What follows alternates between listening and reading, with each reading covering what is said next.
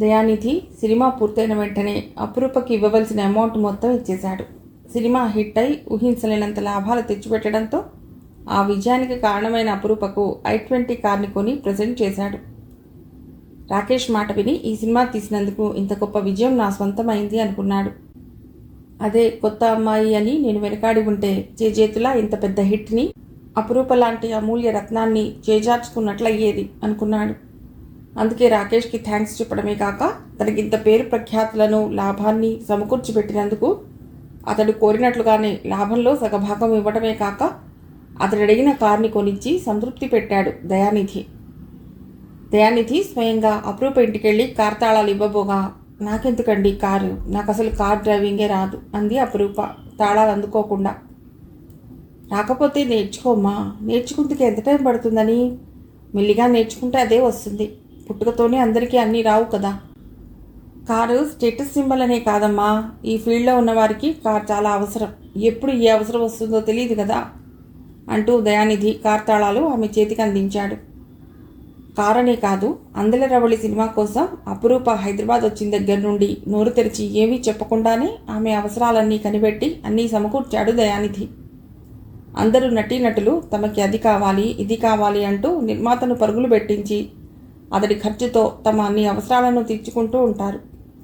అందుకు భిన్నంగా అపురూప అతడిని అది ఇది కావాలి అంటూ ఎప్పుడూ ఇబ్బంది పెట్టలేదు. తిండి విషయంలో కూడా నాకు ఫలానాది కావాలి అని ఎప్పుడూ డిమాండ్ చేయలేదు. అందుకే అతడికి గౌరవంతో పాటు అపురూప అంటే ఎంతో ఆదరణ కూడా. అలనాటి హీరోయిన్ల తీరంతా అతడికి అపురూపలో కనిపిస్తూ ఉంటుంది. శ్రీలక్ష్మి కూడా మా బేబీకి అది కావాలి ఇది కావాలి అంటూ ఏనాడు భేషజాలకు పోలేదు. పుట్టుకతో వచ్చిన సంస్కారం అంటే ఇదే కాబోలనుకున్నాడు దయానిధి వాళ్ళని చూసినప్పుడల్లా. థ్యాంక్స్ బాబాయ్ గారు అంది అపురూప అతడితో పాటు బయటకు వచ్చి కార్ని చూస్తూ. సరేనమ్మా, 4 రోజుల పాటు ఉదయమే మా డ్రైవర్ని పంపిస్తూ ఉంటాను. అతడైతే చాలా జాగ్రత్తగా డ్రైవింగ్ నేర్పుతాడు. నేను వెళ్ళొస్తానిక అంటూ చెప్పి వెళ్ళిపోయాడు దయానిధి. సినిమా సక్సెస్ అయినందుకు అపురూప మంచి హ్యాపీ మూడ్లో ఉంది కనుక ఇలాంటప్పుడు ఆమెకు చేరువయ్యే ప్రయత్నం చేస్తే బాగుంటుందనుకున్నాడు రాకేష్. అనుకున్నది తడువుగా అపురూప హేమంత్లతో సినిమా షూటింగ్ జరుగుతున్న వర్క్ స్పాట్కి వెళ్ళాడతడు. తలవని తలంపుగా అతడు అక్కడికి రావటం అందరికీ ఎంతో సర్ప్రైజింగ్గా అనిపించింది. హడావుడిగా అతడికి మర్యాదలు చేసి కూల్ డ్రింక్స్ తెచ్చి ఇచ్చారు. ఆ తర్వాత ఏం మాట్లాడాలో తోచలేదు వాళ్ళకి. తన వంక ప్రశ్నార్థకంగా చూస్తున్న సినిమా డైరెక్టర్ కౌశిక్ వంక, నిర్మాత పాపారావు వంక ఇబ్బందిగా చూస్తూ, మొన్న మీరు ఈ సినిమాలో గెస్ట్ రోల్ చేయమన్నప్పుడు కాల్ షీట్స్ ఖాళీ లేక వీలు కాదన్నాను. కానీ ఇప్పుడు 2 రోజులు అనుకోకుండా ఖాళీ దొరికింది.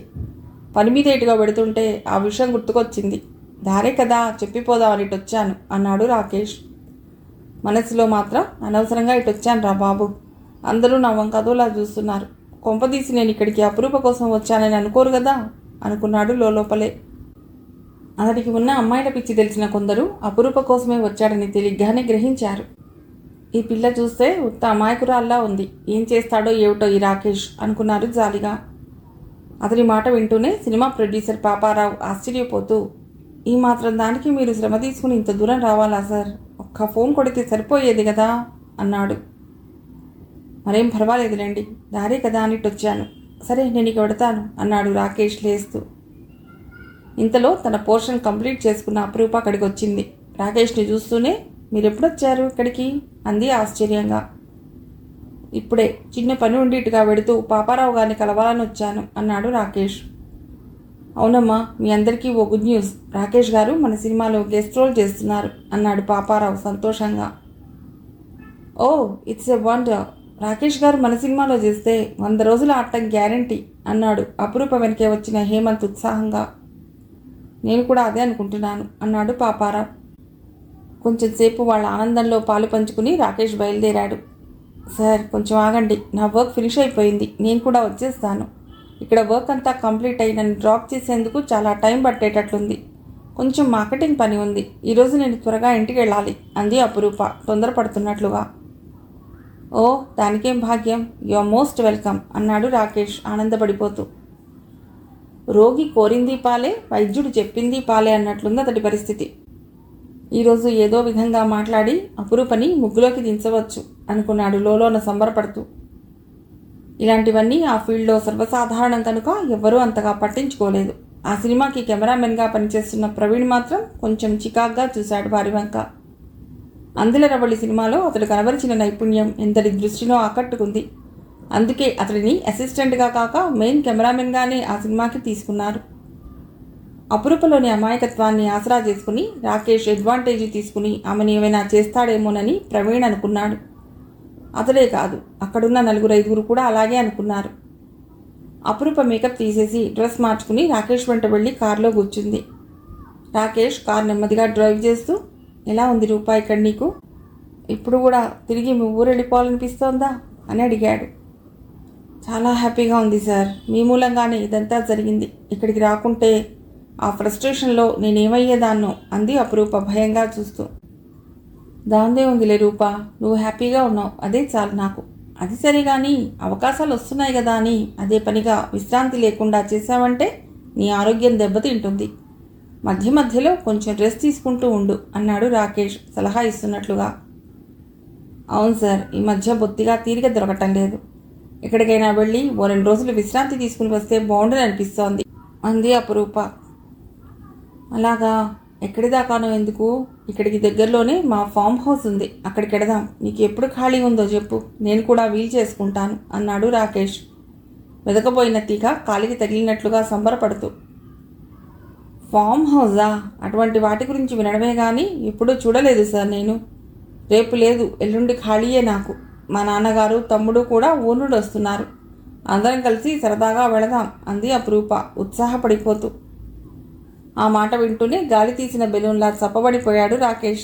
తాను కందుకు చూస్తుంటే ఆమె మరొకందుకు ఆలోచిస్తుందని.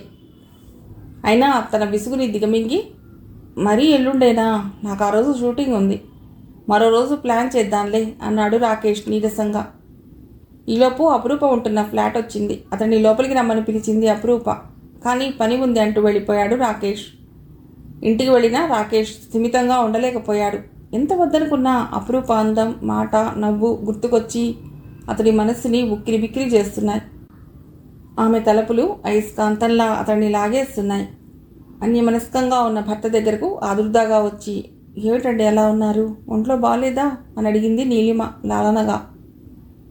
ఏం లేదు, బాగానే ఉన్నాను అన్నాడు రాకేష్ విసుగ్గా. ఈ ప్రొఫెషన్లో ఉన్న వాళ్ళు ఎప్పుడెలా ప్రవర్తిస్తారో వాళ్ళకే తెలీదు. ఆ సంగతి ఆమెకు బాగానే తెలుసు. అందుకే, మరెందుకు అలా ఉన్నారు? అంతా మీ పిక్చర్ సూపర్ హిట్ అయినందుకు పండగ చేసుకుంటుంటే మీరేమిటండి ఇలా ఉన్నారు అని అడిగింది ఆమె. సినిమాలు హిట్ కొట్టడం నాకేమైనా కొత్త నీలిమా అన్నాడు మరింత విసుగ్గా చూస్తూ.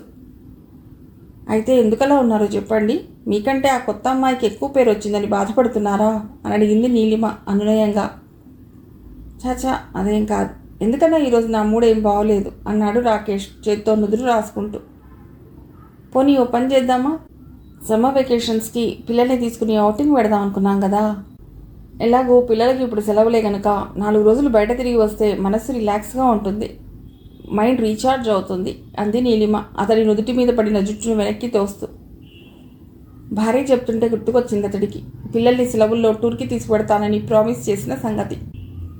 కానీ ఈ సినిమా రిలీజ్ తర్వాత అపురూపని ఎలా సొంతం చేసుకోవాలా అనే ఆలోచనలో పడి ఆ విషయమే మర్చిపోయాడు రాకేష్. పిల్లలకి సెలవులు కూడా అయిపోవచ్చినట్లే ఉన్నాయి. నేను పని ఒత్తిడిలో ఉండటం చూసి నన్ను డిస్టర్బ్ చేయలేక వాళ్ళు మౌనంగా ఉండిపోయారు. వాళ్ళని అలా క్రమశిక్షణలో పెంచింది నీలిమ. ఎంత మంచిది నీలిమ.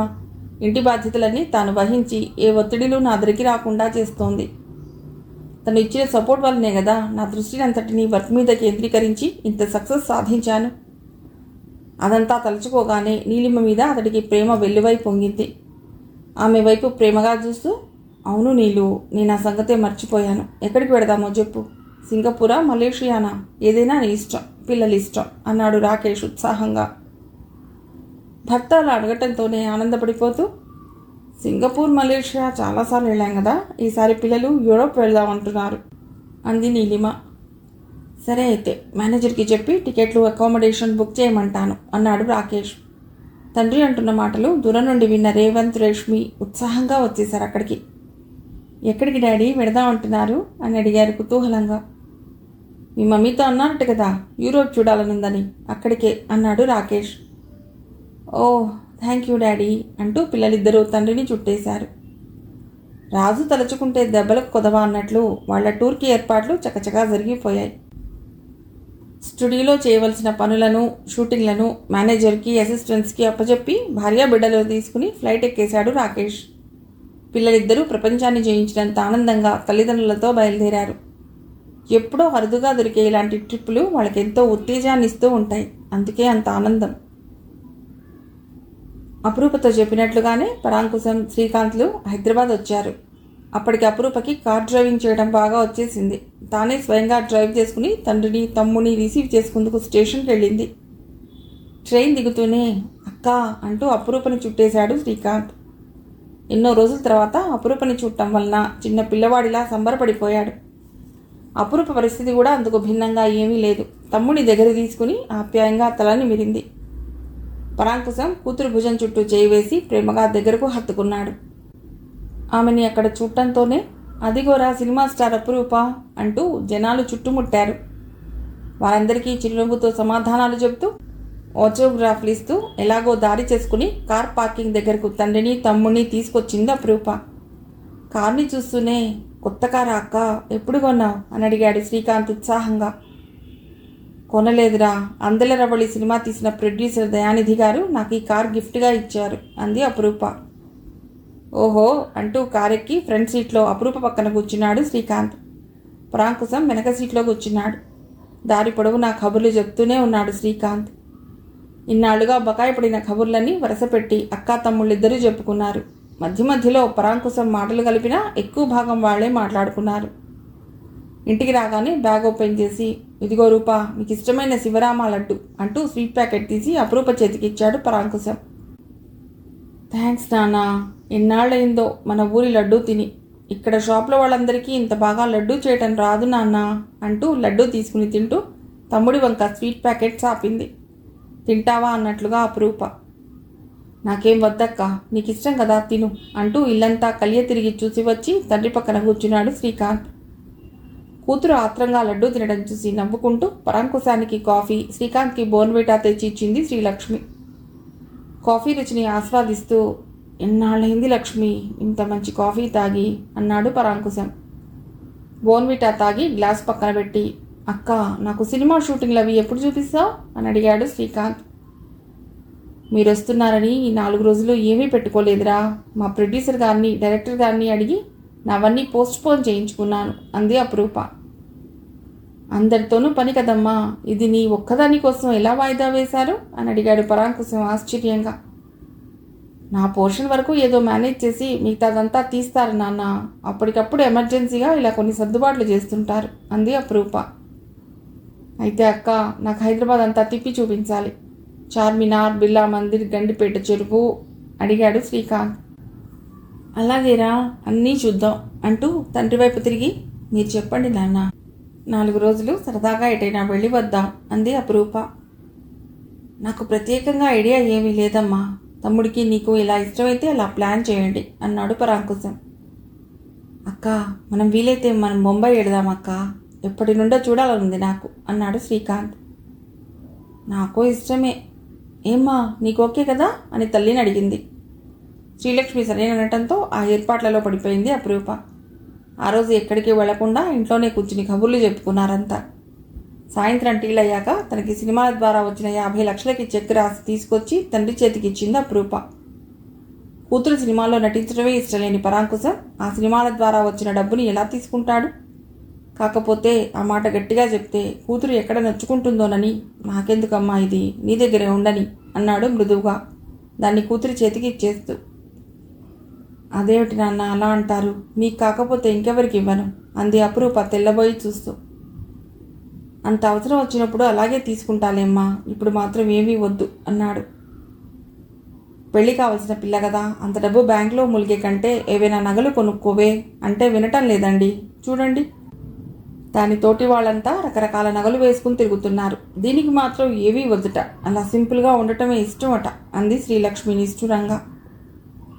అయితే లక్ష్మి, అమ్మాయి మూలాన విదేశాలు తిరగటమే కాక ఈ 2 నెలలు డబ్బు పట్ల బాగానే అవగాహన పెరిగినట్లుందే నీకు అన్నాడు పరాంకుశం పరిహాసంగా.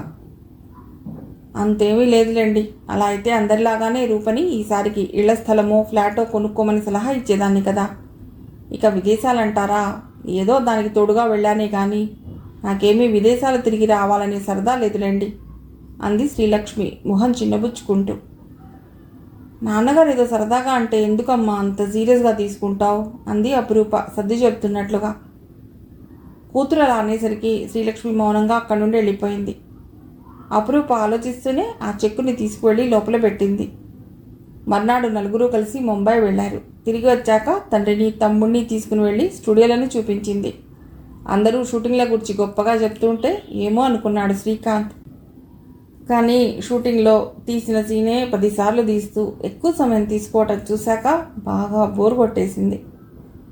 షూటింగ్ చూడాలని వచ్చిన వాళ్ళంతా ఇది ఎలా భరిస్తున్నారో అనుకున్నాడు అతడు. ఆ షూటింగ్ రామోజీ ఫిల్మ్ సిటీలో జరుగుతుండడం వల్ల ఎక్కువసేపు అదంతా చూడలేక తండ్రిని తీసుకుని ఫిల్మ్ సిటీ అంతా చుట్టొచ్చాడు. చూస్తుండగానే వాళ్ళు హైదరాబాద్ వచ్చి వారం రోజులు గడిచిపోయాయి. తాను పెట్టిన సెలవు అయిపోవటంతో తిరుగు ప్రయాణానికి టికెట్లు రిజర్వ్ చేశాడు పరాంకుశం. తమ్ముని కాలేజీలో చేర్పించాలి గనక అభ్యంతరం చెప్పలేదు అపురూప. బజారుకు వెళ్ళి తండ్రికి మంచి సూటు, తల్లికి పట్టు చీర కొన్నది. శ్రీకాంత్కి డ్రెస్తో పాటు షూ కూడా తీసుకుంది. వాటితో పాటు టచ్ స్క్రీన్ ఉన్న సెల్ కొని అతడికి ఇచ్చింది అపురూప. కూతురు ఎంతో ప్రేమతో కొనిచ్చిన ఆ సూట్ని ఎంతో ఇష్టంగా అందుకున్నాడు పరాంకుశం. ట్రైన్ ఎక్కాక, రూపా ఆరోగ్యం జాగ్రత్తమ్మా, మనకి సంపాదన కంటే అదే ముఖ్యం. ఇక్కడ నీకు ఏమాత్రం అసౌకర్యంగా అనిపించినా వెంటనే బయలుదేరి మన ఊరు వచ్చేయమ్మా. నీ క్షేమం కంటే ఏదీ ఎక్కువ కాదు అన్నాడు పరాంకుశం ఆదరంగా కూతురు తన నిమురుతూ. అలాగే నాన్న, మీరు చెప్పినట్లే చేస్తాను అంది అపురూప కళ్ళు చెమ్మగిలుతూ ఉండగా. ఆ తర్వాత బాగా చదువుకోరా అంటూ శ్రీకాంత్ క్రాఫ్ట్ సవరించింది. వెళ్ళగానే ఫోన్ చేయండి. 4 రోజులు ఏమైనా సెలవులు కలిసి వస్తే వెంటనే బయలుదేరి రండి అంది శ్రీలక్ష్మి. ఎంత సంపాదన ఉన్నా ఇలా తలో దిక్కున ఉండవలసి రావటం ఆమెకి చాలా బాధగా ఉంది. అలా అని కూతుర్ని ఒక్కత్తిని వదిలి వెళ్ళలేకపోతోంది శ్రీలక్ష్మి.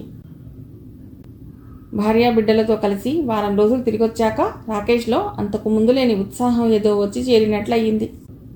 అది అతడు చేసే ప్రతి పనిలోనూ కొట్టొచ్చినట్లుగా కనపడసాగింది. వారం రోజులు గడవకుండానే తాను తీయబోయే కొత్త సినిమాకి కథ తయారు చేసుకున్నాడు. తనకి ఆప్తులైన వారితో కూర్చుని కథ కూర్చి కూలంకుషంగా చర్చించి మార్పులు చేర్పులు చేసి ఒక రూపాన్ని తీసుకొచ్చాడు. నటీనటుల ఎంపిక విషయానికి వచ్చేసరికి కొంచెం ఆలోచనలో పడ్డాడు రాకేష్. అతడికి అపురూపని హీరోయిన్గా పెట్టి సినిమా తీయాలని ఉంది. కానీ అందెలరబడి సినిమా రిలీజ్ అయ్యాక వరుసగా 3 సినిమాలకు సంతకాలు చేసిందని, షూటింగ్లలో ఆమె చాలా బిజీగా ఉందని అతడికి తెలుసు. తనకి కాల్ షీట్స్ కేటాయించగలదో లేదోననే సందేహంలో పడ్డాడు. అలా అని వేరే నటిని బుక్ చేసుకునేందుకు అతడికి మనస్కరించలేదు. పోనీ తనకి వీలున్నప్పుడే మొదలు పెడదామా అంటే తన సినిమా పూర్తవటం, రిలీజ్ చేయటం బాగా లేట్ అవుతుందని అనిపించింది రాకేష్కి. అదే గతంలో అయితే నేనే కదా అపురూపని ఇండస్ట్రీకి పరిచయం చేసింది, నన్ను ఎలా కాదంటుంది అని మండిపడేవాడు. కానీ ఈ వారం రోజులు భార్యాబిడ్డలతో గడిపొచ్చాక అతడిలో కొంత సానుకూల దృష్టి ఏర్పడింది. సరే, ఒక మాట తననే కనుక్కుని చూద్దాం అనుకున్నాడు. అపురూపకి ఫోన్ చేసి, రూపా ఎక్కడున్నావు అని అడిగాడు. నేను డ్రైవింగ్ చేస్తున్నాను సార్. ఏమిటి, ఏమైనా పనుందా అని అడిగింది రూప కార్ని సైడ్కి తీసి ఆపుతూ. పనంటే పనేమీ లేదనుకో, నీతో కొంచెం మాట్లాడాలి. అవును, కార్ నువ్వు డ్రైవ్ చేసుకుని వస్తున్నానంటున్నావు, ప్రొడక్షన్ మేనేజర్ కార్ పంపలేదా అని అడిగాడు రాకేష్ కొంచెం కోపంగా. పంపిస్తానన్నారు సార్, కానీ నేనే వద్దన్నాను. ఈరోజు మా నాన్నగారి క్లోజ్ ఫ్రెండ్ గృహప్రవేశం ఉంది హిమాయత్ నగర్లో. షూటింగ్ అయ్యాక అటు నుంచి అటే పెడదాం అనుకుంటున్నాను అంది అపురూప. ఓకే, నువ్వు సిటీకి వెళ్లే ముందు మా స్టూడియోకి రావోసారి అన్నాడు రాకేష్. అయ్యో సార్, ఇప్పుడు నేను వస్తున్నది మీ స్టూడియోకే అంటూ తమ షూటింగ్ లొకేషన్ ఎక్కడో చెప్పింది అపురూప. అలా అయితే లంచ్ బ్రేక్లో మనం ఒకసారి కలుద్దాం అని ఫోన్ పెట్టేశాడు రాకేష్. అనుకున్నట్లే లంచ్ టైంలో రాకేష్ని వెళ్ళి కలిసింది అపురూప. లంచ్ చేస్తూ తన కొత్త పిక్చర్ గురించి చెప్పి, నిన్నే కథానాయికగా అనుకుంటున్నాను రూపా, నీకు వీలవుతుందా అని అడిగాడు రాకేష్. అదేమిటి సార్ అలా అడుగుతున్నారు? మీ పిక్చర్లో నటించే ఛాన్స్ కోసం అందరూ 1000 కళ్ళతో ఎదురు చూస్తూ ఉంటారు. అలాంటిది నేను ఎలా వదులుకుంటాను అంది అపురూప ఉత్సాహంగా. కానీ ఇప్పటికే 3 పిక్చర్స్లో చేస్తున్నావు కదా, డేట్స్ అవి ఎలా అడ్జస్ట్ చేసుకుంటావు అని అడిగాడు రాకేష్. అదంతా నాకు వదిలేయండి సార్, ఏదో రకంగా మేనేజ్ చేసుకుంటాను. మా నాన్నగారు అదే పనిగా షూటింగ్లు చేసి ఆరోగ్యం చెడగొట్టుకోవద్దని పదే పదే చెప్పడం వల్ల మధ్య మధ్యలో కొంచెం గ్యాప్ ఉంచుకున్నాను. అది ఇలా ఉపయోగపడుతుంది అంతే అంటూ నవ్వింది అపురూప. థ్యాంక్ గాడ్, నీకు డేట్స్ కుదురుతాయో లేదోనని చాలా టెన్షన్ పడ్డాను. సరే, నీకు ఏ ఏ తేదీలు ఖాళీగా ఉన్నాయో కొంచెం చూసి చెప్పు. దాన్ని బట్టి మిగతా వారి గురించి నేను ప్లాన్ చేసుకుంటాను అన్నాడు రాకేష్. సరే అయితే రాత్రి ఇంటికి వెళ్ళాక డైరీ చూసి చెప్తాను. టైం అయిపోతోంది, వెళతాను సార్ అంటూ లేచింది అపురూప లంచ్ చేయడం ముగించి. సరే అంటూ తాను అక్కడి నుండి లేచాడు. అపురూప వెళ్ళిన వంకే చూస్తూ ఆలోచిస్తూ ఉండిపోయాడు రాకేష్. తర్వాత ఇతర నటీనటులను, సింగర్స్ను, టెక్నీషియన్స్ను ఎంపిక చేయడంలో మునిగిపోయాడు. బహుముఖ ప్రజ్ఞాశాలి అయిన రాకేష్ ఏ పని చేసినా ఎంతో ప్లాన్డ్గా, ఎక్కడా ఏ లోపము లేకుండా పర్ఫెక్ట్గా చేస్తాడు. బహుశా అతడి విజయ రహస్యం అదేనేమో. అనుకున్నట్లుగానే తనకి ఏ డేట్స్ ఖాళీగా ఉన్నాయో చూసి రాకేష్కి ఫోన్ చేసి చెప్పింది అపురూప. కూతురు ఫోన్ చేయడం చూసి, ఏమిటి రూపా, మళ్ళీ ఏదైనా కొత్త పిక్చర్ కొప్పుకుంటున్నావా? ఇలా అయితే నీ ఆరోగ్యం ఏం కాను అంది శ్రీలక్ష్మి ఆరాటంగా.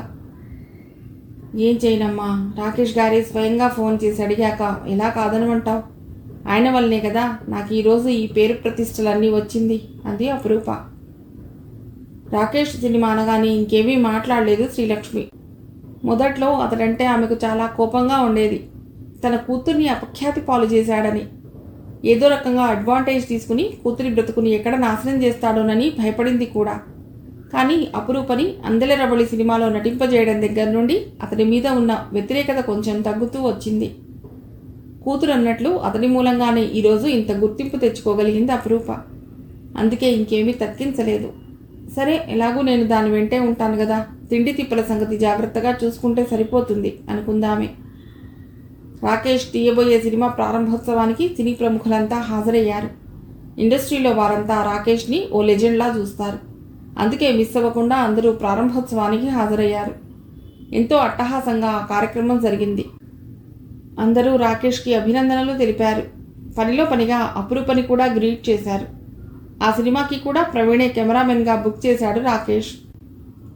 అంత తక్కువ వ్యవధిలో ఎంతో మంచి పేరు తెచ్చుకున్నప్పటికీ అందెల రవళి ప్రారంభోత్సవం నాడు ఎంత నిరాడంబరంగా వచ్చిందో అపురూప ఇప్పుడు కూడా అలాగే వచ్చింది. అందరూ ఆమె వంక ఆశ్చర్యంగా చూశారు. ఎంత ఎదిగినా ఒదిగి ఉండటం అంటే ఇదే అనుకున్నారు అందరూ అపురూపని చూసి. తన క్యారెక్టర్ గురించి వివరాలు అడిగింది రాకేష్ని అపురూప. అందులో ఎన్ని డ్యాన్స్ ఉంటాయో అనే విషయంతో సహా. కథ కుర్చీ టూకీగా చెప్పి అన్ని సినిమాల్లోనూ డ్యాన్స్లు పెడితే మొనోటనీ వచ్చేస్తుంది రూపా. కొన్ని రోజులకు అదే పనిగా నిన్ను అలాంటి పాత్రల్లో చూసి జనాలు బోర్ ఫీల్ అవుతారు. ప్రేక్షకులు ఈ సినిమాలో అపురూప డ్యాన్స్ ఉంటే బాగుండును అని ఎదురు చూసేలా ఉండాలి. అప్పుడప్పుడు అలా తళుక్కుమనిపించాలే కానీ ఏదీ రొటీన్గా ఉండకూడదు. నటి అన్నాక వైవిధ్యభరితమైన అన్ని పాత్రలను చేసి జనాలను మెప్పించగలగాలి. అప్పుడే అందరూ ఆసక్తిగా నీ సినిమాల కోసం థియేటర్లకు వస్తారు అన్నాడు రాకేష్ సలహా ఇస్తున్నట్లుగా. అతడు చెప్పిందంతా విన్న అపురూప, నిజమే సార్, నేనంత దూరం ఆలోచించలేదు అంది. ఆ తర్వాత కూడా సినిమా గురించి చాలా విషయాలు అందరూ కలిసి డిస్కస్ చేస్తూ ఉండిపోయారు. రాకేష్ సినిమా ఒప్పుకోవటం వలన అపురూపకి కొంచెం కూడా తీరిక లేకుండా పోయింది. శ్రీలక్ష్మి 1000 కన్నులతో కూతుర్ని కనిపెట్టుకుని చూడసాగింది. ఆ రోజు షూటింగ్ పెద్దగా లేదని త్వరగా వచ్చేస్తానని చెప్పి తల్లిని ఇంటి దగ్గరే వదిలి షూటింగ్కి వచ్చింది అపురూప. షూటింగ్ ముగియడంతో రిలాక్స్ అవుతూ కూర్చుంది అపురూప అక్కడ ఉన్న సోఫాలో. మేడం, రాకేష్ సార్ గారు మిమ్మల్ని రమ్మన్నారు అని బాయ్ వచ్చి చెప్పాడు.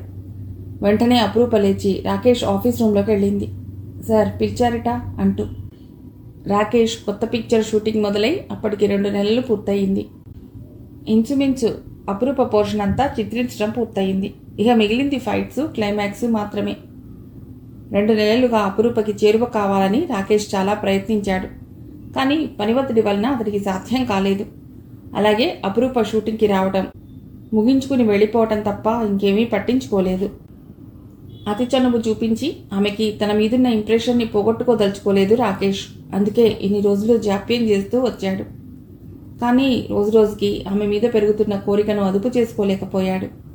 ఈరోజు అటో ఇటో తేల్చుకోవాలనుకున్నాడు. అందుకే పిలిచాడు. కూర్చో అంటూ బిస్కెట్లు, టీ ఇచ్చి మర్యాద చేశాడు. ఆమె టీ తాగుతుండగా, రూపా, నువ్వేమీ అనుకోనంటే ఒక మాట చెప్తాను అంటూ ఆగాడు రాకేష్. చెప్పండి సార్, నేనేమీ అనుకోను అంది అపురూప కుతూహలంగా. ఏం లేదు రూపా, ఎలా చెప్పాలో తెలియటం లేదు. నువ్వంటే నాకెంతో ఇష్టం. ఇంతవరకు ఏ అమ్మాయిని చూసినా కలగని ఫీలింగ్ నిన్ను చూస్తే కలుగుతోంది. నువ్వు లేకుండా ఉండలేననిపిస్తోంది అన్నాడు ఆరాటంగా ఆమె వైపు చూస్తూ. తన మాటలకు అపురూప ఎలా రియాక్ట్ అవుతుందోనని ఆలోచన లోపల అతన్ని భయపెడుతోంది. అతనంత హఠాత్తుగా అలాంటి ప్రస్తావన తెస్తాడని ఏమాత్రం ఊహించని అపురూప విస్మయంగా అతడి వంక చూసింది. ఎన్నాళ్లుగానో తన మనసులో దాచుకున్న ఆశలకి కోరికలకి ఒక రూపం వచ్చినట్లుగా అనిపించింది ఆమెకు అతడి మాటలు వినటంతోనే. తన మాటలకి కోపగించుకోకుండా తన వంకే తదేకంగా చూస్తున్న అపురూపని చూడటంతోనే రాకేష్కి కొంచెం ధైర్యం వచ్చింది. సినీ ప్రపంచాన్నంతటినీ శాసించగలిగిన అతడు ఒక మామూలు ఆడపిల్ల ముందు అలా అర్థిస్తున్నట్లుగా నిలబడటం అతడికేమీ ఇబ్బందిగా అనిపించలేదు. ఏదో విధంగా ఆమె అంగీకరిస్తే చాలు అనిపిస్తోంది అతడికి. ఏం రూపా, నాది అత్యాశ అంటావా అని అడిగాడు రాకేష్. కాదు సార్, ముమ్మాటికి కాదు. ఎందుకంటే మీరంటే నాకు కూడా ఎంతో ఇష్టం, మరెంతో ఆరాధన. కానీ ఇన్నాళ్ళు నా అంతటా నేను బయటపడే ధైర్యం చేయలేకపోయాను అంది అపురూప. ఆమె మాటలు వినటంతోనే తన రొట్టె విరిగి నేతిలో పడిందని ఆనందపడిపోయాడు రాకేష్. అపురూప తన మాటలను కొనసాగిస్తూ, సార్, మనం ఎంత తొందరగా వీలైతే అంత తొందరగా పెళ్లి చేసుకుందాం సార్ అంది ఆనందంతో ఉక్కిరి బిక్కిరి అయిపోతూ. పెళ్ళా అన్నాడు రాకేష్ ఆశ్చర్యంగా. ఆమె నుండి పెళ్లి ప్రస్తావన వస్తుందని అతడు ఏమాత్రం ఊహించలేదు. ఇద్దరూ కలిసి కొంతకాలం సరదాగా గడపాలన్నదే అతడి ఆలోచన. కానీ రూపా, నాకు ఆల్రెడీ పెళ్ళయింది. 2 పిల్లలు ఉన్నారని కూడా నీకు తెలుసు కదా. మళ్ళీ ఇప్పుడు పెళ్ళంటే ఎలా అడిగాడు రాకేష్. అతడు ఇలాంటి కొత్త బంధనాలు తగిలించుకునేందుకు సిద్ధంగా లేడు. అంతేకాదు, రాకేష్కి అతడి భార్య నీలిమన్నా పిల్లలన్నా ఎంతో ఇష్టం. తాను బయట ఎన్ని తిరుగుళ్ళు తిరిగినా క్షమాహృదయంతో అన్ని భరించే భార్య అంటే ఇష్టంతో పాటు ఎంతో గౌరవం. అలాంటిది ఇప్పుడు మరో పెళ్లి చేసుకుని ఆమెను క్షోభకు గురి చేయగలడా? అందుకే అలా అనేశాడు. అతడి మాటలు వింటూనే, తెలుసు సార్, కానీ మన ఇండస్ట్రీలో భార్యాబిడ్డలున్న వాళ్ళు వేరే పెళ్లి చేసుకుని సుఖంగా ఉన్నవాళ్ళు ఎంతమంది లేరు సార్. మన పెళ్ళైనంత మాత్రాన నీలిమ గారి బాధ్యతను పిల్లల బాధ్యతను విస్మరించమని పొరపాటున కూడా చెప్పను. ఏదైనా వారి తర్వాతే నేను. నా లిమిట్స్ని నేను ఎప్పుడూ అతిక్రమించను. నాకు కావాల్సింది మీతో కలిసి బతుకు పండించుకోవడం మాత్రమే అంది అపురూప మెరిసే కళ్ళతో అతడి వంక చూస్తూ. కానీ రూపా, నేను వేరే పెళ్లి చేసుకుంటాననే మాట వినడంతోనే నా భార్య గుండె ఆగిపోతుంది. ఆమెను బాధ పెట్టే పని నేనేమీ చేయలేను రూపా. ఐఎమ్ సారీ అన్నాడు రాకేష్ బరువైన కంఠంతో. ఆ మాట వింటూనే దెబ్బతిన్నట్లుగా చూస్తూ, అలాంటప్పుడు ఈ ప్రపోజల్ నా ముందు ఎందుకు పెట్టారు సార్? 4 రోజులు నాతో టైంపాస్ చేసేందుకా? మీరంటే నాకు ఆరాధనతో పాటు ఎంతో గౌరవం.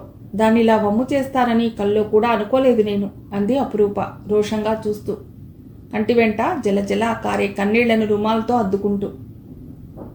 అపార్థం చేసుకోకు రూపా, నిజంగా నువ్వంటే నాకు చాలా ఇష్టం. నేనేదో వాడుకుని మోజు తీరాక వదిలేయాలనే ఉద్దేశం నాకు లేదు. నిజంగా నాకు అలాంటి ఉద్దేశమే ఉంటే ఆ పని ఎప్పుడో చేసేవాణ్ణి. ఇలా ఎందుకు అడుగుతాను అన్నాడు రాకేష్. అంత ఇష్టం ఉన్నవారు చెప్పే మాటేనా ఇది అంది అపురూప బాధగా. ఆగురూప, తొందరపడి కంక్లూషన్కి రాకు అంటూ కొంచెం ఆగి, ఇలా అంటున్నానని నన్ను అపార్థం చేసుకోకు రూపా. మనిద్దరం ఒకరినొకరం కావాలనుకుంటున్నాం కనుక మనిద్దరం లివింగ్ పార్ట్నర్షిప్ అంటున్న అతడి మాటలను మధ్యలోనే తుంచేసింది అపురూప. అంటే మీ ఉద్దేశం ఏమిటి? పెళ్లి కాకుండానే సహజీవనం చేద్దామనా? ఇలా చేసేందుకు మా పేరెంట్స్ ఒప్పుకుంటారని అనుకుంటున్నారా మీరు? దీనివలన సంఘంలో నా స్థానం ఎంత దిగజారిపోతుందో కొంచెమైనా ఆలోచించారా అంది రోషంగా. నువ్వు నీ సంపాదన కావాలనుకుంటే మీ పేరెంట్స్ చచ్చినట్లు ఒప్పుకుంటారు. ఇలాంటి వారిని రోజుకి ఎంతమందిని చూడటం లేదు నేను. ఇక సంఘంలో గౌరవం అంటావా? ఈ కాలంలో పెళ్లి లాంటి బాధరబందీ లేకుండా ఎంతోమంది ఇలా కలిసి సహజీవనం చేస్తున్నారు. ఇంతెందుకు, మన ఫిల్మ్ ఇండస్ట్రీలో అటు బాలీవుడ్లోనూ ఇటు టాలీవుడ్లోనూ ఎంతమంది ఉన్నారో ఒకసారి గుర్తు చేసుకో. ఈ మధ్యనే పెళ్లి చేసుకున్న కరీనా కపూర్, సైఫ్ అలీ ఖాన్, మొన్నటిదాకా కలిసి ఉన్న బిపాసా బసు, జాన్ అబ్రహం, ఇలా చెప్పుకుంటూ పోతే ఎంతోమంది. మనం కూడా అలా కలిసి ఉంటే తప్పే ఉంది. వీఆర్ పార్ట్నర్స్ ఇన్ హ్యాపీనెస్ అన్నాడు రాకేష్ తన మాటలను సమర్థించుకునేందుకు వారందరినీ ఉదాహరణగా చూపుతూ. అతడి మాటలు వింటున్న కొద్దీ అపురూపలో కోపం, ఆవేశం పోటీ పడుతున్నట్లుగా వచ్చి చేరాయి. అతడు తన తల్లిదండ్రుల పట్ల ఎంత చవకబారు అభిప్రాయంతో ఉన్నాడో తెలిసాక ఆమె మనస్సు మండిపోయింది. 2వ పెళ్లి చేసుకుంటే మీ భార్య బాధపడుతుంది అంటున్నారు. మరి ఇలా సహజీవనం చేస్తే ఆమె బాధపడదా? లేక బాధపడినా పర్వాలేదా? ఆమె సంగతి నాకు తెలియదు, కానీ ఈ మాట వింటే నిజంగానే మా నాన్నగారి గుండె ఆగిపోతుంది. ఏమన్నారు? నా కోసమో నా సంపాదన కోసమో మా పేరెంట్స్ రాజీకి వస్తారంటారా? మీకు తెలియదేమో, కానీ ఇంతవరకు నా సంపాదన నుండి మా నాన్నగారు ఒక్క పైసా కూడా ముట్టలేదు. అంత అభిమాన ధనులు ఆయన, అంది అపురూప ఆవేశంగా. అది వేరు ఇది వేరు. పెళ్ళంటే చాలా తతంగా ఉంటుంది. మీ పేరెంట్స్ కోసమని నా కుటుంబంలో కల్లోలం సృష్టించుకోలేను అన్నాడు రాకేష్ వచ్చే చికాకును అదిమి పెడుతూ. అవును, అది వేరు ఇది వేరు. పెళ్ళైతే ఎంత కాదనుకున్నా మీకు కొన్ని బాధ్యతలు వచ్చి చుట్టుకుంటాయి. దానికి సిద్ధంగా లేరు మీరు. అదే సహజీవనం అనే అందమైన ముసుగులో ఎలా తిరిగినా తప్పులేదు. అందుకు మీ భార్య కూడా తప్పు పట్టదు. ఆ తర్వాత ఎప్పుడు కావాలంటే అప్పుడు దులుపుకుని పోవచ్చు. ఇంకా పచ్చిగా చెప్పాలంటే ఒకరి మీద ఒకరికి మోజు తీరిపోయాక ఆ రిలేషన్ని బ్రేక్ చేసుకోవచ్చు. అలా జీవించడం వలన జీవితంలో ఆనందం ఏమైనా ఉంటుందా?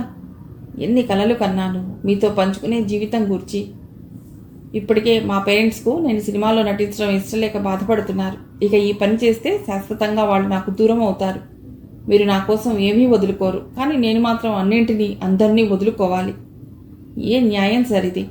నేను మీ నుండి కోరేది ఇలాంటి రిలేషన్షిప్ను కాదు, ప్రేమపూర్వకమైన అనుబంధాన్ని. ఇన్నాళ్ళు ఏదో భ్రమలో ఉండి వాస్తవాన్ని చూడలేదు నేను. దాహం తీర్చుకునేందుకు ఎండమావుల వెంట పరుగులు తీసిన బాటసారిలా మీ మీదే ఆశలు పెంచుకున్నందుకు బాగానే బుద్ధి చెప్పారు అంటూ వెళ్ళడానికి లేచింది అపురూప కోపావేశాలతో నిలువెల్లా వణికిపోతూ.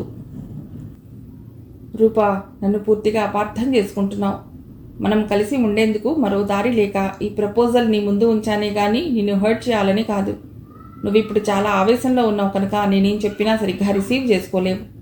ఇంటికి వెళ్ళాక స్థిమితంగా ఆలోచించుకుని నిర్ణయం చెప్పు. తొందర ఏమీ లేదు. నేను షూటింగ్ కోసం రేపు ఊటీ వెడుతున్నాను. తిరిగి వచ్చేసరికి 4 రోజులు పడుతుంది. సావకాశంగా ఆలోచించుకుని సమాధానం చెప్పు అన్నాడు రాకేష్ కూల్గా. అతనికేమీ సమాధానం ఇవ్వకుండా, వెడతానని కూడా చెప్పకుండా చెరచెర గదిలో నుండి బయటకు వచ్చి తన కోసం సిద్ధంగా ఉన్న కారులో ఎక్కి కూర్చుంది అపురూప. వెంటనే డ్రైవర్ కార్ స్టార్ట్ చేశాడు. దారిలో ఉండగా శ్రీలక్ష్మి నుండి ఫోన్ వచ్చింది అపురూపకి. ఫోన్ ఆన్ చేసి చెప్పమ్మా అంది అపురూప తనని తాను కంట్రోల్ చేసుకుంటూ.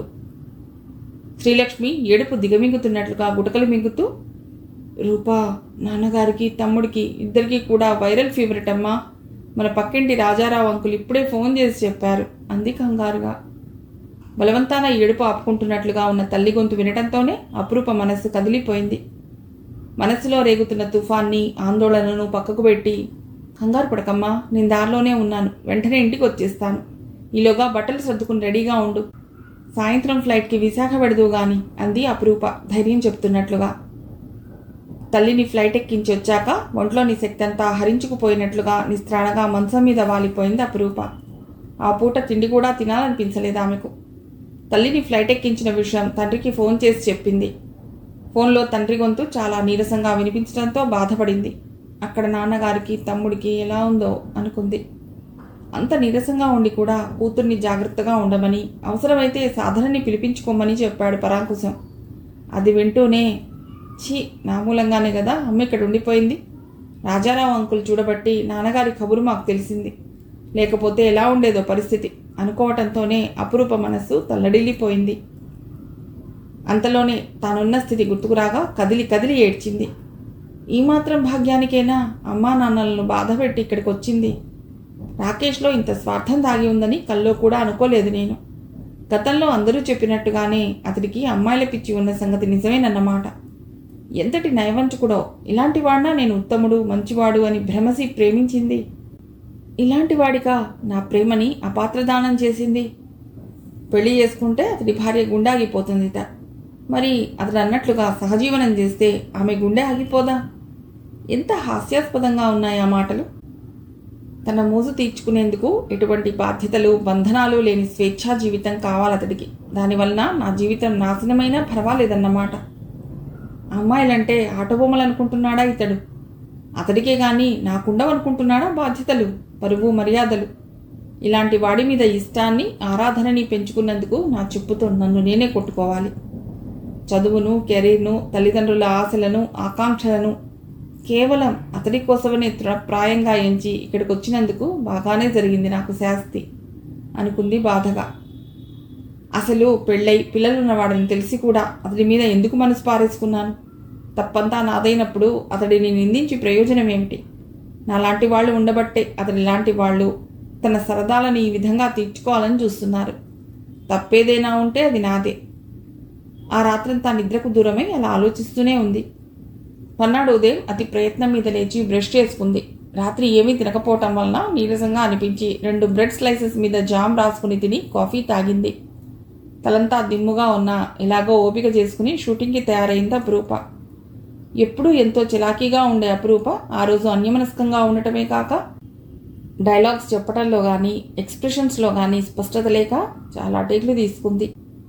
ఆమె తీరు చూసి యూనిట్లో అందరూ ఆశ్చర్యపోయారు. ఆ సినిమాకి దర్శకత్వం వహిస్తున్న కౌశిక్కి చెప్పలేనంత కోపం వచ్చింది ఆమె మీద.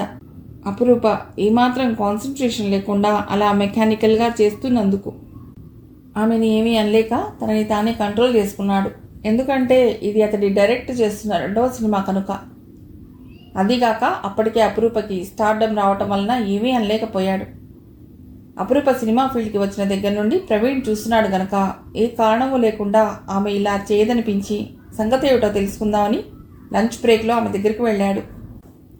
సాధారణంగా అతడు ఎవరి విషయాల్లోనూ జోక్యం చేసుకోడు.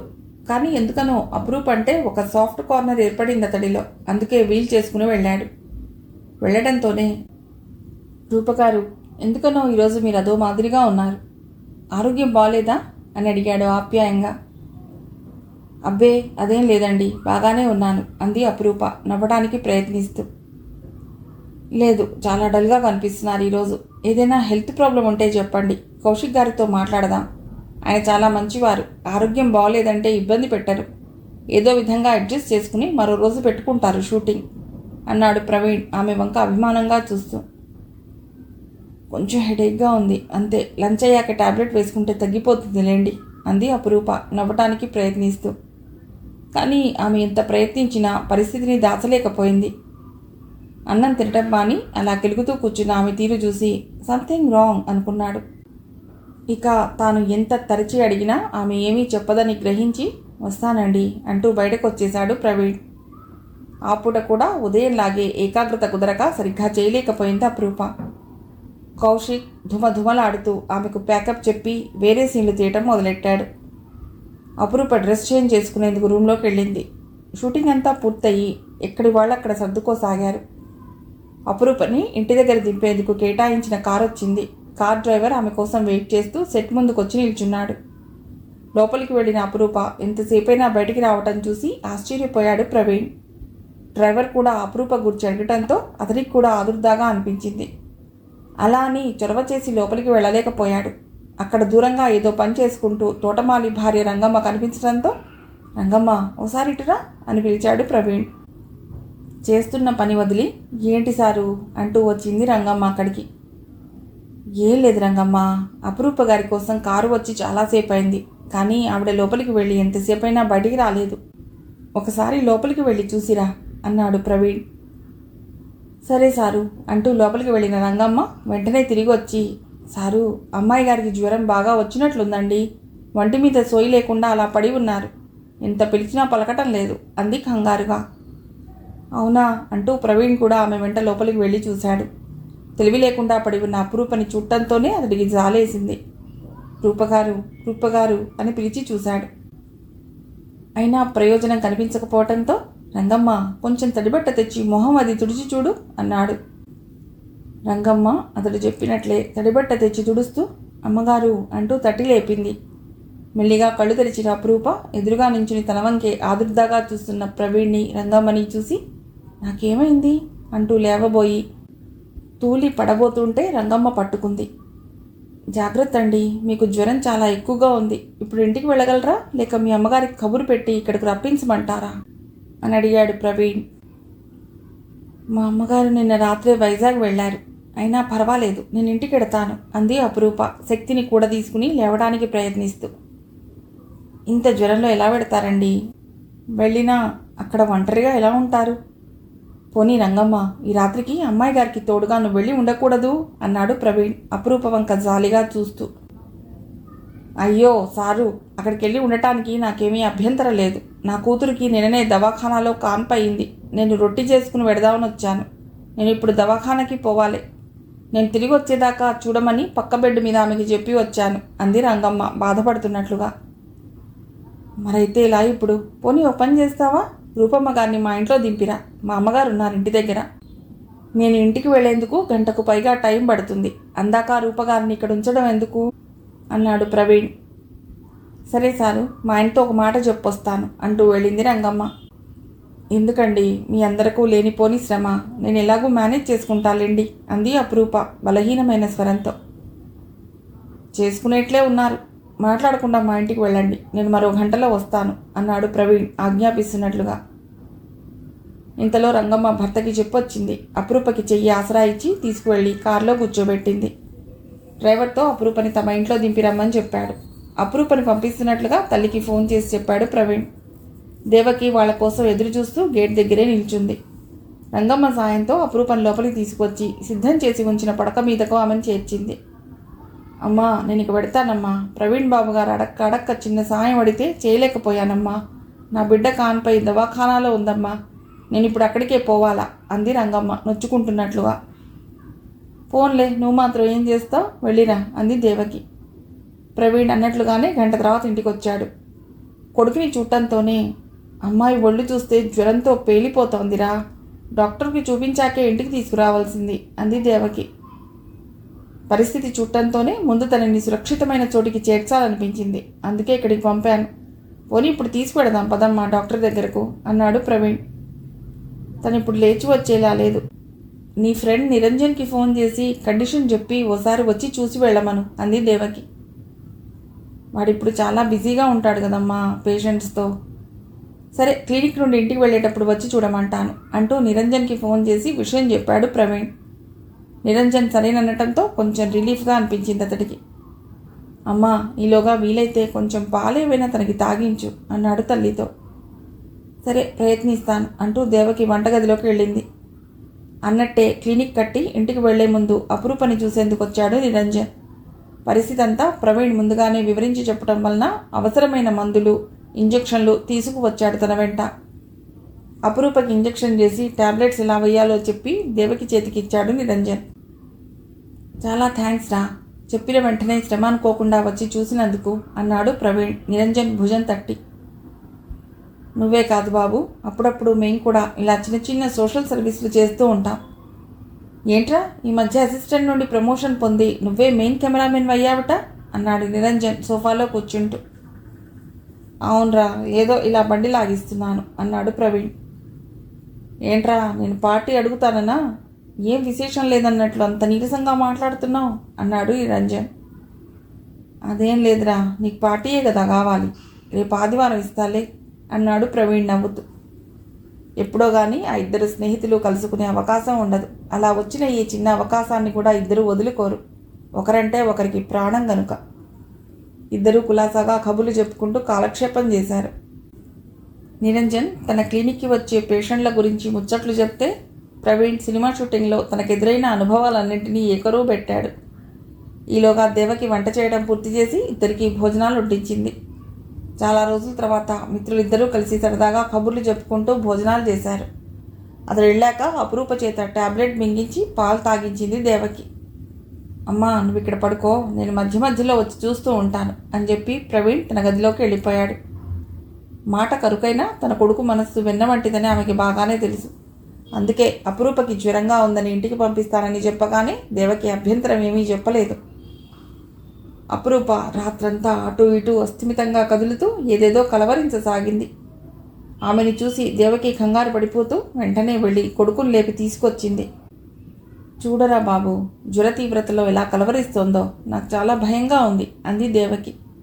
వెంటనే ప్రవీణ్ వచ్చి చూశాడు. సార్, ఇది మీకు న్యాయం కాదు. ఈ సంగతి మా అమ్మా నాన్నలకు తెలిస్తే పరువే ప్రాణంగా బతికేవారు ఇది భరించలేక నన్ను చంపి వాళ్ళు చచ్చిపోతారు అంటూ ఏమిటేమిటో కలవరిస్తూ ఏడుస్తున్న అపురూపని చూస్తే జాలేసింది అతడికి. ఆమె ఎవరి కోసం కలవరిస్తుందో కూడా అర్థమైంది అతడికి. ఆ రాకేష్ గాడు ఈ అమ్మాయి జీవితాన్ని కూడా పాడు చేశాడన్నమాట.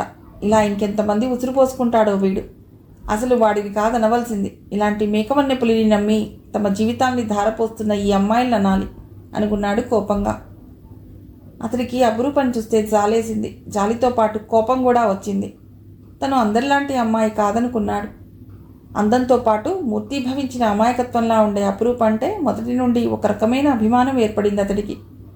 ఇండస్ట్రీలోకి వస్తున్న చాలామంది అమ్మాయిలను చూశాడు అతడు. వాళ్ళ పోకడలు, వేషధారణ, షూటింగ్ అయ్యాక క్లబ్ల వెంట, పబ్ల వెంట తిరుగుతూ తాగి తందనాలాడటం వంటి సంఘటనలను ఎన్నో చూశాడు. అందుకు పూర్తి భిన్నంగా తనేమో తన పనేమో అన్నట్లు ఉండడం తప్ప అపురూప హద్దు మీద ఎవరితోనూ ప్రవర్తించగా చూడలేదు ప్రవీణ్. ఆఖరికి రాకేష్తో కూడా ఆచితూచి మాట్లాడటమే చూశాడు అతడు. అలాంటి అమ్మాయిని కూడా ఈ రాకేష్ గారు ట్రాప్లో ఎలా పడేయగలిగాడు అనుకున్నాడు బాధగా. నిరంజన్కి ఫోన్ చేసి జ్వరం చాలా ఎక్కువగా ఉందని, అదే పనిగా ఏదేదో కలవరిస్తోందని, ఏం చేయమంటావు, మాకు చాలా కంగారుగా ఉందని అడిగాడు. తానిచ్చిన టాబ్లెట్ పేరు చెప్పి దాన్ని వేయమని, తడిబట్టతో ఒళ్ళంతా తుడవమని, తెల్లవారేసరికి జ్వరం నార్మల్కి వస్తుందని, ఏమీ కంగారు పడవలసిన పని లేదని చెప్పాడు. అతడు చెప్పినట్లే చేసింది దేవకి. అమ్మా, నా నిద్ర ఎలాగూ తేలిపోయింది, నువ్వు వెళ్ళి పడుకో, నేను ఇక్కడ ఉంటాను అంటూ ఎదురుగా ఉన్న కుర్చీలో కూర్చుని పుస్తకం చేతిలోకి తీసుకున్నాడు ప్రవీణ్. సరేనని దేవకి అక్కడే ఉన్న మరో మంచం మీద పడుకుంది.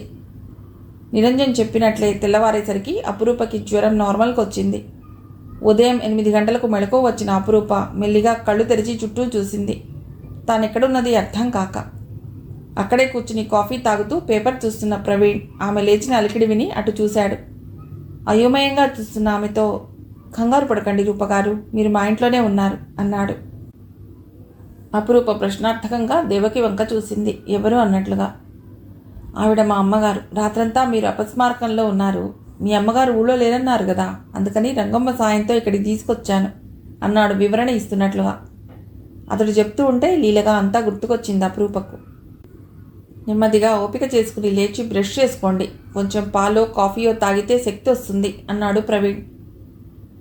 అలాగే, షూటింగ్ కూడా ఉంది కదా ఈరోజు అంది అపురూప మంచం మీద నుండి లేస్తూ.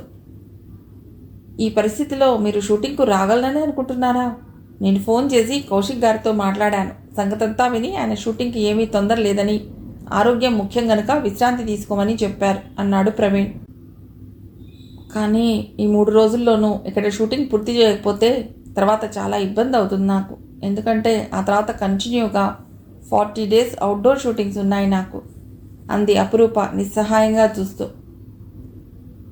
ఎప్పుడో ఒకప్పుడు పూర్తి చేద్దురుగానిలేండి, ఆరోగ్యం కంటే ఏది ముఖ్యం కాదు కదా. ముందు మీరు వెళ్ళి ముఖం కడుక్కురండి. అదిగో అమ్మ అక్కడ కొత్త బ్రష్, టంగ్ క్లీనర్, సోపు పెట్టింది, వెళ్ళి పని కానియండి అన్నాడు ప్రవీణ్ మాట్లాడవలసింది ఇంకేమీ లేదన్నట్లు. అపురూప బ్రష్ చేసుకుని వచ్చాక పాలు తెచ్చి ఇచ్చింది దేవకి. పాలు వద్దా ఆంటీ, వాటిని చూస్తుంటే వాంతి వచ్చినట్లుగా ఉంది నాకు. ఏమీ అనుకోకుండా కొంచెం కాఫీ కలిపి ఇవ్వండి చాలు అంది అపురూప మొహం పక్కకి తిప్పుకుంటూ. దానికేం భాగ్యం, అలాగే చేస్తాను అంటూ దేవకి పాలు తీసుకుని వంటగదిలోకి వెళ్ళి కాఫీ కలిపి తెచ్చింది. కాఫీ అందుకుని తాగుతూ, సారీ ఆంటీ, రాత్రంతా మీకు చాలా ట్రబుల్ ఇచ్చాను అంది అపురూప నొచ్చుకుంటున్నట్లుగా. ఇబ్బంది ఏమీ లేదమ్మా, నా బిడ్డకైతే చేసుకోనా నేను. కాకపోతే జ్వర తీవ్రతలో ఒకటే కలవరిస్తూ ఏడ్చావు. నిన్ను చూస్తే చాలా కంగారు అనిపించింది నాకు అంది దేవకి. కలవరించానా? ఏమని అంది అపురూప కంగారుగా చూస్తూ. ఏమని అంటే మా అమ్మ ఏమని చెప్పగలదు రూపగారు. మీరెందుకు అలా కలవరించారో, ఎవరి కోసం ఆరాటపడి అలా వంటికి తెచ్చుకున్నారో నాకు బాగానే అర్థమైంది. అయినా ఎందుకు రూపగారు మీ అమ్మాయిలంతా ఇలా మనసు పారేసుకుంటారు అన్నాడు ప్రవీణ్ కొంచెం కోపంగా. కొడుకు ధోరణి చూసి కొంచెం భయపడింది దేవకి. వీడెప్పుడూ ఇంతే, సమయాలు చూసుకోకుండా నోటికి ఏదొస్తే అది మాట్లాడేస్తాడు. ఎదుటివారి పరిస్థితి కొంచెం కూడా గమనించడు అనుకుంటూ అపురూప వైపు ఆదుర్దాగా చూసింది. ప్రవీణ్ మాటలకు జవాబేమీ చెప్పలేక దోషిలా తల వంచుకుంది అపురూప. ఆమెను అలా చుట్టంతోనే జాలేసింది దేవకికి. ఏమిట్రా నీ మాటలు, పాపం అసలే ఆ అమ్మాయికి ఒంట్లో బాలేదు, ఇలాంటప్పుడా నీ శుద్ధులని నేను అంది దేవకి మందలిస్తున్నట్లుగా. నేనేం తనకి బుద్ధులు చెప్పాలనుకోవటం లేదు. తను ఇలాంటి పరిస్థితిలో ఉన్నందుకు నాకు బాధగానే ఉంది. నువ్వు చూడలేదు కానీ వాళ్ళ అమ్మగారు ఎంత పద్ధతిగా ఉంటారనుకున్నావు. చూడగానే 2 చేతులెత్తి నమస్కరించాలనిపిస్తుంది. అనవసర భేషజాలకు పోకుండా చాలా హుందాగా ఉంటారు. హీరోయిన్లతో వచ్చే తల్లులందరూ మా బేబీ ఇది తినదు, అది తినదు అంటూ ఏవేవో గొంతెమ్మ కోరికలు కోరి ప్రొడ్యూసర్ని నానా తిప్పలు పెడుతుంటారు, కేవలం తిండి కోసమే బతుకుతున్నట్లుగా. కానీ ఆమె అలా ఒక్కసారి కూడా చేయలేదు. అనుక్షణం రూపగాన్ని కనిపెట్టుకుని ఉన్నా జరగవలసిన అనర్థం అంతా జరిగిపోయిందనే కదా నా బాధ అన్నాడు ప్రవీణ్ బాధ ఆవేశము కలగలిపిన స్వరంతో. అతడి మాటలు విని ఎంతో ఆశ్చర్యపోయింది అపురూప. ప్రవీణ్తో ఏనాడు పట్టుమని 10 మాటలు మాట్లాడింది లేదు. అయినా ఎంతో శ్రద్ధగా ఇక్కడికి తీసుకురావడమే కాక తను ప్రమాదంలో ఉందని కంగారు పడుతుంటే నోట మాట రాలేదు ఆమెకు. అతడు తన గురించి ఎంత శ్రద్ధగా ఆలోచిస్తాడని ఏమాత్రం ఊహించని అపురూప కళ్ళు కృతజ్ఞతతో చెమ్మగిల్లాయి. మెల్లిగా గొంతు కూడా తీసుకుని, రాత్రి నేనేం కలవరించానో నాకు తెలియదు, కానీ మీరు అనుకుంటున్నట్లుగా ఏమీ జరగలేదు అంది అపురూప వివరణ ఇస్తున్నట్లుగా. ఆ 2 మాటలు చెప్పాక ఇంకేం మాట్లాడలేక దిండులో మొహం దాచుకుంది ఏడుస్తూ. దేవకి కొడుకు వంక కోపంగా చూస్తూ, చూడరా ఆ పిల్ల ఎలా తల్లడిల్లిపోతోందో, అయిన వాళ్ళెవరూ దగ్గర లేక అసహాయంగా ఉన్న ఆ పిల్లని బాధ పెట్టడానికి ఏమిట్రా ఇక్కడ తీసుకొచ్చావు అంది. తల్లి మందలించిందని కాకపోయినా అపురూప అలా ఏడవటం చూశాక అతడి మనసు జాలితో నిండిపోయింది. ప్రవీణ్ తప్పు చేసినట్లుగా తల వంచుకుని, సారీ, నేను అవసరానికి మించి చొరవ తీసుకుని మాట్లాడాను, మీ మనస్సు నొప్పించాను, ఏమీ అనుకోకండి అన్నాడు మెల్లిగా. దేవకి అనునయంగా అపురూప తల నిమురుతూ, ఊరుకోమ్మా, ఏడవకు, నువ్వు అలా ఏడిస్తే మళ్ళీ తలనొప్పితో జ్వరం వచ్చేస్తుంది, నీలాంటి మంచి అమ్మాయికి ఏవీ కాకూడదనే వాడి ఆరాటమంతా అంది సర్ది చెప్తున్నట్లుగా. చెప్పడం మర్చిపోయాను రూపగారు, ఉదయం 7 గంటలకు మీ అమ్మగారు ఫోన్ చేశారు. నేను ఫోన్ లిఫ్ట్ చేయడం చూసి చాలా కంగారు పడ్డారు ఆవిడ. తర్వాత మా అమ్మగారితో మాట్లాడించాక కొంచెం స్థిమితపడ్డారు. లేవగానే మిమ్మల్ని ఫోన్ చేయమన్నారు. ఒకసారి ఫోన్ చేయండి మీ అమ్మగారికి, మీరు మాట్లాడితే ఆవిడకి కొంచెం తృప్తిగా ఉంటుంది అన్నాడు ప్రవీణ్ ఆమె దృష్టి మళ్లించేందుకు. అతడు అనుకున్నట్లుగానే అపురూప కొంచెం సర్దుకుంది. అమ్మ ఫోన్ చేసిందా అంటూ సెల్ ఫోన్ చేతిలోకి తీసుకుని తల్లికి రింగ్ చేసింది. కూతురి గొంతు ఫోన్లో వింటూనే, అమ్మా రూపా, ఎలా ఉన్నావమ్మా, రాత్రంతా బాగా జ్వరం కాసిందని ప్రవీణ్ గారు చెప్పారు, ఎలా ఉంది ఇప్పుడు అని అడిగింది శ్రీలక్ష్మి ఆత్రంగా. కంగారు పడకమ్మా, ఇప్పుడు నార్మల్గానే ఉంది. ఇక్కడ ప్రవీణ్ గారు వాళ్ళ అమ్మగారు ఎంతో బాగా చూసుకుంటున్నారు నన్ను. నాన్నగారికి తమ్ముడికి ఎలా ఉందమ్మా అని అడిగింది అపురూప ఆతృతగా. నాన్నగారికి కొంచెం తగ్గిందమ్మా, తమ్ముడికి మాత్రం అలాగే ఉంది. నేను ఇక్కడ ఉండలేక అక్కడికి రాలేక సతమతమైపోతున్నాను అంది శ్రీలక్ష్మి బాధగా. అమ్మా, నా కోసం ఏమీ ఆలోచించకు, నేను బాగానే ఉన్నాను. ఆంటీ గారు కూడా నీలాగే ఎంతో శ్రద్ధగా చూసుకుంటున్నారు. నా కోసం వరీ కావద్దు అస్సలు. నాన్నగారికి తమ్ముడికి పూర్తిగా తగ్గాకే ఇక్కడికి రా అంది అపురూప తల్లిని ఓదార్చుతూ. దేవకి 2 ఇడ్లీలు ప్లేట్లో పెట్టి నెయ్యి, కారప్పొడి, చట్నీలు వేసి అపురూపకి తెచ్చి ఇచ్చి, తినమ్మ, తేలిగ్గా అరిగిపోయి కొంచెం శక్తి వస్తుంది అంది. ప్లేట్ పక్కన పెట్టేసి, వద్దా ఆంటీ, ఏమీ తినాలని లేదు అంటూ మంచం మీద వాలబోయింది. అలా అంటే ఎలాగమ్మా, మందులు వేసుకోవాలంటే ఏదైనా తినాలి కదా, తినేసి పడుకుందు గానిలే అంది దేవకి మృదువుగా. ఆమె మాట కాదనలేక ప్లేట్ చేతిలోకి తీసుకుంది. అమ్మలాగే మీరు వదలరా ఆంటీ అంటూ ఇడ్లీ తుంచి చట్నీ అద్దుకుని నోట్లో పెట్టుకుంది అపురూప. పోన్లే, మీ అమ్మలాగే ఉన్నానన్నావు కదా, బుద్ధిగా చెప్పింది విని పెట్టింది తిను అంది దేవకి. మిగిలిన కథ తర్వాతి భాగంలో.